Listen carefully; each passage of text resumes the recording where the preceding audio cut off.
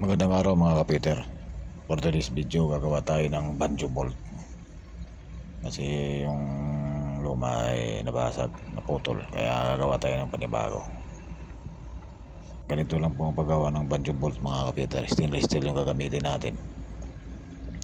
Tapos yung thread nito inches yung gamit natin, kasi yung original na sukat nito inches. Sa nakikita ninyo 28 dpi po ito mga kapiter. Convert natin sa mm is 0.907 mm pitch thread sa mm. Ito po yung nagawa natin, yung finished product natin na banjo bolt mga kapiter, para sa natin to trabaho dito sa barko. Paki-subscribe na lang sa YouTube channel natin mga kapiter, para sa sunod na mga video ma-update kayo. Tapos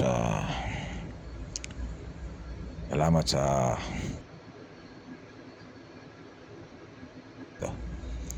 hanggat sa muli. Maraming salamat. Thank you for watching.